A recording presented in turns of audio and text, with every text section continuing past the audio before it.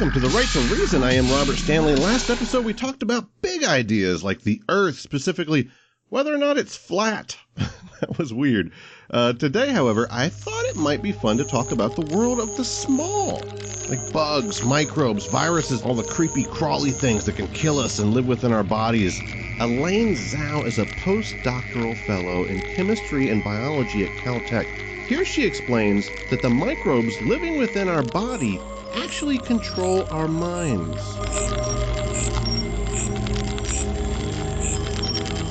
Now, here's a staggering statistic that some of you may have heard before. Our bodies are comprised of 10 times more microbial cells than our own human eukaryotic cells. These microbes, which are primarily bacteria, but also viruses and protozoa, they're part of our normal flora, and they make up what's called the commensal microbiome. In the intestines, there are 100 trillion of these bugs, reflecting over 10,000 unique species and contributing 150 times more genes than our own human genomes. It's even estimated that collectively these microbes would weigh 2 to 6 pounds, which is up to twice the weight of an average adult human brain. More and more we're learning that these commensal microbes that make up us have co-evolved to play fundamental roles in normal brain development and function.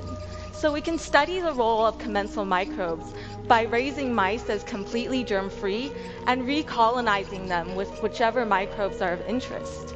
And by these types of studies, we're learning that commensal microbes regulate several complex behaviors like anxiety, learning and memory, appetite and satiety, among lots of other behaviors. So you can see now that by studying this microbe-brain interaction, we can learn really important lessons about how microbes can contribute or affect our brain health and disease. James Ephraim Lovelock is an independent scientist and environmentalist best known for proposing the Gaia hypothesis, which postulates that the Earth functions as a self-regulating system. He said, "I would sooner expect a goat to succeed as a gardener as expect humans to become stewards of the Earth." This paints an interesting perspective that begs the question, are humans a virus on this planet? I'd like to share a revelation that I've had during my time here. It came to me when I tried to classify your species. I realized that you're not actually mammals. Every mammal on this planet instinctively develops a natural equilibrium with the surrounding environment, but you humans do not. You move to an area and you multiply, and multiply until every natural resource is consumed. And the only way you can survive is to spread to another area. There is another organism on this planet that follows the same pattern. Do you know what it is? A virus. Human beings are a disease, a cancer of this planet. Today we're going to be talking to Cathe Smith, a molecular diagnostics tech, about some pretty scary stuff. Important disclaimer, do not listen to this episode while eating. I'm Cathe Smith, and I am a molecular diagnostics tech for a veterinary disease lab, and you're listening to The Right to Reason.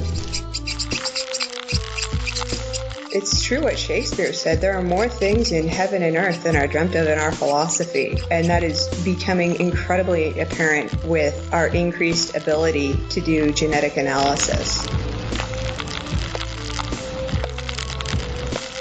Cathe Smith, so happy to have you here. Thank you. Happy to be here. Yeah, so you're a molecular diagnostic technician working on, you said, new wave genetics or something like that?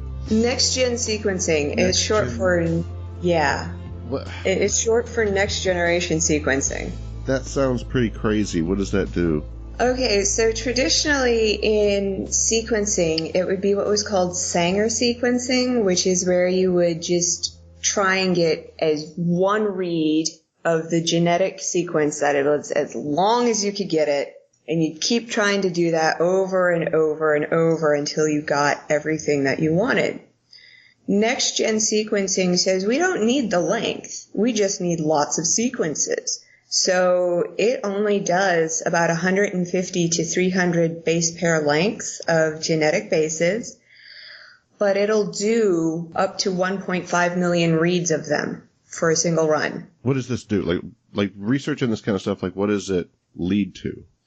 Well, it leads to, say you want to know if there's variation between two different disease strains, like what's the new flu strain going to look like? How does that protein code change from last year? This will give you that sequence with enough redundancy so that you can be certain what you are sequencing is absolutely there. Help me out with something.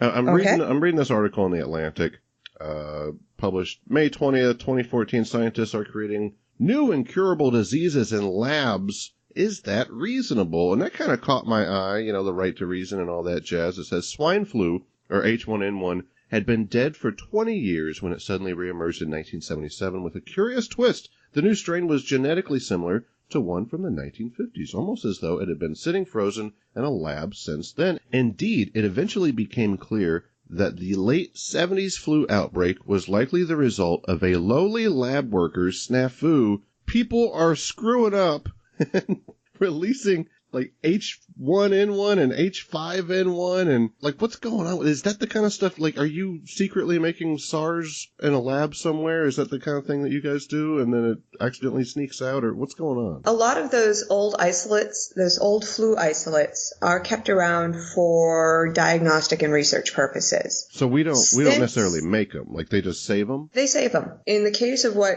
I do as part of a veterinary diagnostics lab, we get field-submitted samples from local veterinarians, and then we isolate the diseases or pathogens out of those samples. And if it's an interesting enough sample, we will keep it and we can grow that pathogen up so that we can study it. Our goal is to make strain-specific vaccines for farmers to use on their farms. So the fact that this lab kept this flu strain from the 1950s is completely in keeping with scientific protocols. But what happens when it gets out? Well, what a major difference between... People died. Sorry.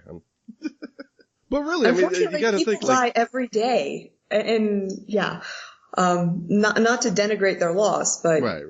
I'm putting you on the spot. You are. What's changed now between the 1970s and now is that there is a lot more paperwork. There is a lot more federal involvement with a lot of disease research. Our company is only allowed to use killed viruses in our vaccines. So by killed virus, you mean something that we have, what would be the term for that, the antidote for? Killed virus vaccines are that the virus has been inactivated. It's no longer contagious. You're just injecting it so that the immune system has a blueprint. Do you have to, like, wear those big suits? Like, I remember, what was that movie? It was a Nick Cage movie and Sean Connery. The Rock? Yeah, The Rock. They had, like, the little green balls and, No, I don't have to wear a BSL-4 suit. Okay. Which is to say a biosafety level 4 suit. No, I don't have to wear those. We are working primarily with zoonotics. Our lab is classified as biosafety level 2, meaning I can get away with a lab coat, goggles, face mask, and gloves. And working in a biohood, a biological substances hood. Oh, well, that's just like what's Trump's daughter's name? Ivanka. Yeah, like Ivanka Trump. She just did like this whole photo shoot release of her like with safety glasses and a lab coat and like looking at beakers. I don't even know what that was about. But we're supposed to assume that that's real. So, in all this stuff that you've done, have you come across really creepy bug stuff? Kind of insect that can kill you or something? Or what about, I read about this one bug called the botfly that gets inside like a baby's behind the baby's eye or something like that, and then it eats its way out whenever its babies eat its way out. Okay, so botflies, family Estridae, as adults, they are absolutely adorable. They are these fuzzy flies that look like bees. They've got really big eyes. They're actually kind of cute and pretty to look at because, like I said, they're fuzzy bee mimics. Their life cycle, however, is kind of a horror story. The female, after she has mated with a male, will, in the case of the human botfly, find a female mosquito and then lay an egg on the female mosquito. The egg hatches into a very small larvae. When this mosquito feeds on a human, the larvae pops off and embeds itself in the skin of the human host, and it grows underneath the skin. It will leave like a little clear window pane, but it will grow under your skin like the world's largest wiggling zit. Oh my God. There are people that have been recorded as feeling like they're being driven insane from the sensation or the sound of this thing feeding on them when it was laid on their scalp or something like this. They could hear it moving? And feel it. Oh my God. Yeah. What does that sound like? I don't know. I don't know. But going insane from it. I had a friend of mine who had a bug fly in his ear, and I don't remember what kind of bug it was, and he ended up going to the doctors. They had to pull it out for him, or the ER. I mean, they had to pull it out for him. He said that it was just like there was no way that he could do any just normal motor functions just because of this thing moving around inside of his head. Like it totally incapacitated him. He couldn't even drive himself to the ER. I can see exactly where having something that close to your eardrum and messing around with both, hearing and sense of balance would completely give you an unpleasant memory for a long time. What happens when these little baby larva things come out? Well, what they do is they then emerge through that little window pane of skin, and they wiggle out, and then they drop to the ground where they pupate, and in a couple of days, the adult fly emerges. The medical advice actually suggests that unless the larvae is causing you distress or something like this, that you just leave it alone. Because if you puncture the maggot in your flesh, it can release certain chemicals that make it much more likely for an infection to set in or cause larger problems, that sort of deal. Do you think that's just coincidence, or do you think maybe that is a product of evolution as well, where that particular species was able to discourage, animals from scratching at their skin? Because, then it would require intelligence, which is pretty rare in the animal kingdom, right? I mean, that level of intelligence is to say don't scratch it away. Well, it would also require a level of dexterity that is not always present in the animal kingdom, because botflies actually, in North America, we have them, but they're usually isolated to either cats, cattle, sheep, deer, and I think goats get them as well. And yeah, those animals tend to lack the dexterity required for removing it. I think it's truly just a side effect of the different sort of gut biota that they have. Dr. Darrell Ray was on the show one time, and he was talking about how there's this virus that gets into, I think he was talking about snails, and then the snail gets into a sheep, and then it controls the sheep's mind or something. And then also I think it's fluke. The one I know of is actually a parasitic fluke. But yeah, I'm thinking of, it's a bird.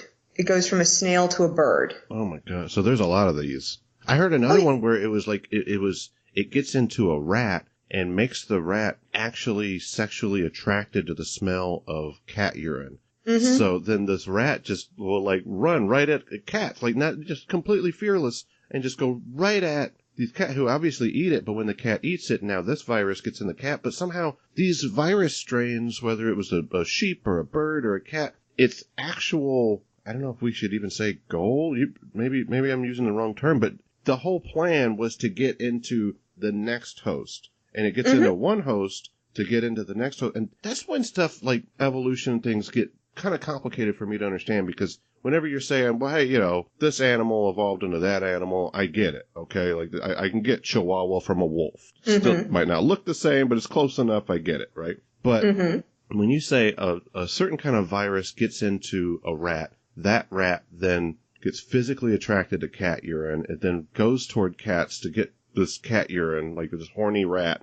Cats eat it, then the virus somehow gets inside the brain of the cat. Like, that, how? In terms of some of the liver flukes or some of the plant rusts, some of these organisms just have very complex life cycles. Like, certain stages of their life cycle have to occur in certain organisms, or they die. Once it gets to the final host that it's working toward, is that where it starts to reproduce, maybe? Yeah, or that's where the final stage of development goes. It bursts out of the host. There are nematodes called horsehair worms. And you've probably seen the videos on YouTube of, like, this ginormous worm crawling out of a mantis or a tarantula or something like this. I think I have seen something like that. So this nematode is picked up by this insect, and it grows inside the insect. It actually grows in such a manner that the insect is not killed. It's not even really affected that much in its development. It's still a rather healthy insect. But when this horsehair worm gets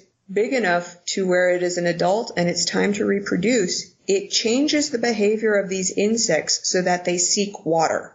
And not just a little bit of water to drink, but a puddle that they can bathe in. Whoa. Which for a number of these insects is just completely going against their normal behavior. See, that's weird, because then they're not just, like, I could understand if something makes me thirsty. Like, I eat a bunch of Lay's potato chips, I get thirsty. But if I ate Lay's potato chips and it made me want to go take a bath, like, that's weird, So it makes these insects seek out a body of water and then jump in, and that's where this worm just comes out of them. And even then, a lot of times with some of the larger hosts, they're still okay if they don't drown or get eaten by a fish or something like this. But, sometimes with the smaller hosts, it'll kill them.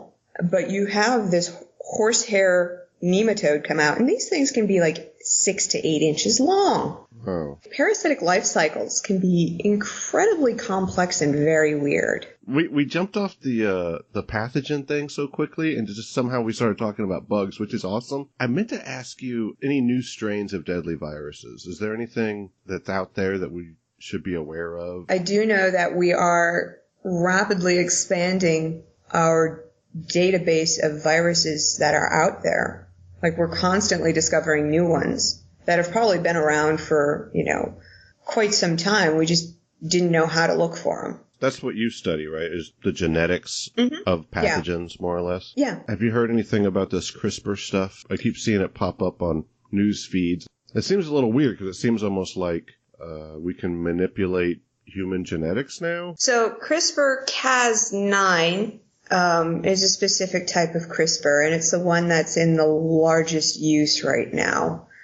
It's basically, we're studying bacteria, and they saw where bacteria had this really neat little function that it could edit its own genes or edit the genes of something that was trying to infect it. So they basically plucked out that mechanism and started seeing if they couldn't use it in other organisms. They've learned enough about it, they've refined the technique enough where they can do targeted gene editing. China ran an experiment on human fetuses where they... You're already freaking me out. China did an experiment on human fetuses. Yep. Goddamn Chinese. On human fetuses where they corrected a genetic blood disorder using CRISPR-Cas9 techniques. These potential children went from a lifetime of living with this blood disorder to not having it. Are they going to be able to give you blue eyes instead of brown eyes and stuff like that? In theory, that's possible. Right now, there is a large ethical debate going on about that. Certainly, in the case of something like a lifelong blood disorder or an obvious mutation that would mean a physical disability or even in some cases a mental difficulty. Oh, like that could be how we cure things like autism or other things. Like we fix it before it ever happens. Well, and even then, that's getting into an ethical debate of, curing autism. Do you want to truly cure it, or do you just want to mitigate some of the side effects that happen? I had Michael Moore on, occupational therapist that deals with autistic children, and he was explaining to me that it's not like autism's really a thing as much as just a spectrum where we all fall on a certain line somewhere. It's not like there's something wrong with them. It's more like there's something wrong with our society that we have such a small spectrum of what we will allow socially to happen in society. And it really made me think like how we just cross people off of the list of healthy so easily. Oh, yeah. I just had a conversation with a friend of mine, Ari Stillman, who is non-binary. And they were telling me that it's not the fact that you're trans is the mental health problem. That's not what causes the depression or the suicide. It's the response from society that causes this. I definitely see that. Kind of what you just said right now. What do you want to cure that, or do you want to just fix the problems that happen from it? And it's almost like reality is so much harder to understand because you can't just put everybody in these little categories. You know what I mean? Mm-hmm. But that's kind of what you do with your research is you kind of categorize things genetically. And honestly, I will admit sometimes it makes dealing with people a little bit more difficult because I have this knee-jerk reaction to want to categorize and classify, and you can't really do that because humans get messy. So what I took from this conversation is that China is doing tests on fetuses. Oh, yes. That's all I got from all this hard work you did to communicate all your research to the public, and all I got from it is like, what's going on with China right now? What are they doing to babies? But actually, I'm being funny, but what I really did get from this is I went into this conversation thinking we're making creepy pathogen stuff in labs. That's the real danger, and it's almost like you were saying, like, no, that's actually pretty well handled. You're safe. The real creepy stuff is nature, bugs that will crawl inside you. Not necessarily humans making viruses. So you calmed me down on one end and then freaked me out on the other about something I wasn't even as afraid of as I am now. And I will say this about the viruses that are created in labs. Some of them do have increased pathogenicity, which is the increased ability to infect and kill. But a lot of those mutations are based off of historical incidents of outbreaks. There was a lab in Wisconsin at the university that was in a little bit of hot water because they were working on a variant of the Spanish flu in a lab that did not have a lot of biosafety protocols going on. But their contention was, we aren't doing anything that nature hasn't already done. And they were also saying that, we're using strains that have a kill switch. There are research labs that work with Ebola. They work with a non-virulent version of Ebola.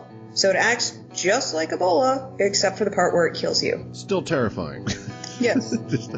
Cathe, thank you so much for your time today and for chilling me out about Not a problem. weaponized smallpox and whatever else was in the back of my head that I was worried about. But now I'm freaked out about insects, and giant worms crawling out of my skin. So thanks for that. Thanks a lot. Hey, you're welcome. You're welcome. Next time we'll discuss the North American screwworm. That doesn't sound... that sounds terrifying. Hey, thank you so much. All right. Thank you.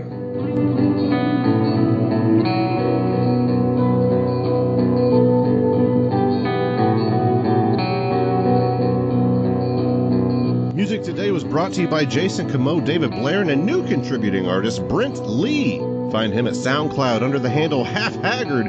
He also hosts a podcast called Unapologetics. Check that out. Thank you to Cathe. She really knows her stuff, doesn't she? Dr. Ben Davis from Ask Dr. Ben introduced us, and I'm very thankful for that. He was recently on one of my favorite podcasts, Left at the Valley. I would encourage you to check out that show. You can find them at leftatthevalley.com. We'll be bringing Dr. Ben back on. He was a listener favorite, but this time we're going to put him between two conspiracy theorists and I'm just going to sit back and laugh my ass off. That's going to be a lot of fun. But before then, we've got a ton of debates approaching us, guys. We'll be talking to Christian apologist Chris Christensen. Yes, that's his real name. Chris Christensen the Christian. He thinks assisted suicide is immoral. We got a retired Marine Lieutenant Colonel Tom Peeler. You may have heard him on Dogma Debate and Tea with Tom. He's going to tell us that something can't come from nothing. I'll also be debating a meta-modernist. What the hell is that, Robert? Well, meta-modernism is like postmodernism light. You'll find out. We're going to be arguing about whether reality is really real. Really. I'll also be discussing Trump's immigration policies with Brian Fisher in the near future. I'm going to be arguing apologetics with Robert Rowe. I'm a little nervous about that one. That guy is good. Aaron Ra's coming back to the show. We'll even be talking about masturbation, your favorite topic, with Dr. Daryl Ray. Big lineup in your future. If you haven't already done so, be sure to subscribe to the podcast on iTunes, Stitcher, Podbean, and YouTube, wherever you get your podcasts. That way you don't miss anything in the future. But for right now, you have the right to reason.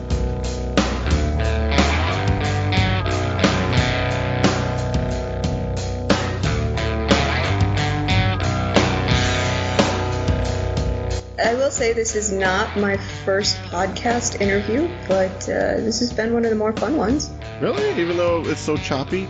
I did not progress the conversation very well. I kind of just let you run it. It's hard. It's not like we're talking about, like, most of my conversations, like, I try to do the science ones a lot, you know, because that's important. I think people should hear that. And it's fun. It's interesting stuff, you know. But... But most of the time, you know, I won't get a science one in there except like one every, 5 to 10 episodes. But most of the time it's about like philosophy or psychology or something where at least with that, there's always that human part. So you're always like, that makes me feel this way. Or how does that make you feel? And there's always like a segue with it. But whenever we're talking about like, smallpox or hantavirus or this bug crawls out of a baby's skin or something like that, it's kind of like, well, where do you go from there? Jesus Christ. Well, okay, Mother Nature is... She's a bitch. Oh gosh, she is. Stone cold. I know a number of science fiction authors, and there have been times where they've gotten a hold of me somehow, and they're like, okay, so I have this alien, and it needs to be able to do this, or something like this, or I want, give me some, help me design this alien. And a lot of times I revert to some insects or other organisms, or in the one case, I'm like, hey, look, if you've got your alien designed like this, you can do subsonic long-distance communications like elephants do. Wow. So you try to think of what would be the most terrifying and exceptional creature I could make, and it usually reduces down to something that is insect-like. A lot. Yeah, well, yes, because so many people have a very visceral fear of insects. Oh, hey, you know what? I had my biology instructor told me that if bugs actually did become enormous, that they would crush under their own weight, their own weight of their shell. Is that true? Yes. Okay. The only reason that lobsters and crabs can grow so large is because their bodies are supported by the water. That's weird. But, I mean, they can crawl out of the water. Yeah, but they can't survive for very long. And the ones that crawl out of the water tend to be the smaller ones. Oh. Do you think there could be, like, giant insect-like things deep in the ocean? Well, a Japanese spider crab is pretty darn big, but it's mostly leg. In the fossil record, you have prehistoric... That's what people say about me. Yeah. I don't know. That made no sense. That you're all leg? Okay. As I say, he's pretty big, but he's mostly leg.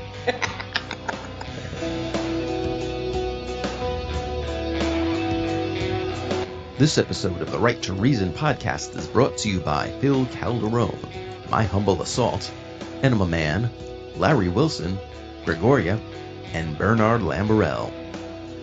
If you want to support the broadcast, you could do so at patreon.com/right. Contributors to this episode are Jason Como from aloststateofmind.com and me, Dave Blair. You can get a free song of mine at davefreesong.com/free music. If you believe in the message of the right to reason but can't volunteer or contribute financially, You can still help by sharing it with your friends, giving it a rating on iTunes, subscribing to it on YouTube, following it on Twitter at Right to Reason 1, and following the Right to Reason page on Facebook. You can also write into the show and have your ideas read on air by clicking our contact link at therighttoreason.com. Thank you to our community of listeners for supporting your right to reason.